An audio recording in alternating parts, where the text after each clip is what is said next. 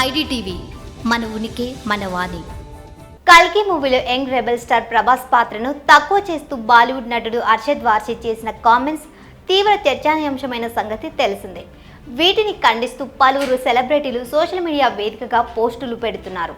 దీనిపై కల్కి మూవీ దర్శకుడు నాగ్ అశ్విన్ సైతం ఇప్పటికీ స్పందించగా, తాజాగా ఈ మూవీ నిర్మాతల్లో ఒక్కరైన స్వప్న దత్ ఓ ఇంటర్వ్యూలో మాట్లాడారు. దర్శకుడు నాగ్ అశ్విన్ స్పందించిన తీరు తనకు బాగా నచ్చిందన్నారు. ప్రభాస్ అంటే ఏమిటో కల్కి మూవీ నిరూపించింది, అందుకని తాము మౌనంగా ఉన్నామన్నారు. ప్రభాస్ ఎప్పటిలాగానే ఈ మూవీలోనూ అద్భుతంగా నటించాడని చెప్పారు.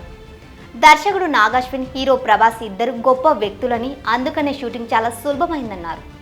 ఇక అర్షద్ వార్షి చేసిన వ్యాఖ్యలపై నాగ్ అశ్విన్ స్పందించిన తీరు బాగుందన్నారు. అర్షద్ ఇంటికి కల్కి బొమ్మలను పంపిస్తామని నాగ్ అశ్విన్ చెప్పారు. రెండో పార్ట్ కోసం మరింత కష్టపడతామని, అందులో ప్రభాస్ను మరింత బెస్ట్గా చూపిస్తామని అన్నారు. అర్షద్ వార్షి కొంచెం హుందాగా మాట్లాడి ఉంటే బాగుండేదన్నారు. ఇలా స్పందించడం నాగ్ అశ్విన్ గొప్పతనానికి నిదర్శనమని స్వప్న దత్ తెలిపారు. అర్షద్ ఏమన్నాడో తెలుసుగా, కల్కి మూవీ చూసా, అయితే ఈ మూవీ నాకు నచ్చలేదు. ఇక అమితాబ్ బచ్చన్ మాత్రం అశ్వత్థామగా అదరగొట్టాడు.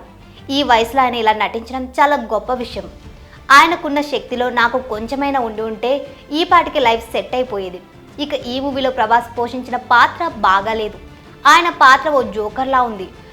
ప్రభాస్ను తాను మ్యాడ్ మ్యాక్స్ లాంటి మూవీలోని మేల్ గిబ్బన్లా చూడాలనుకున్నానని అర్షద్ వార్షి అన్నారు.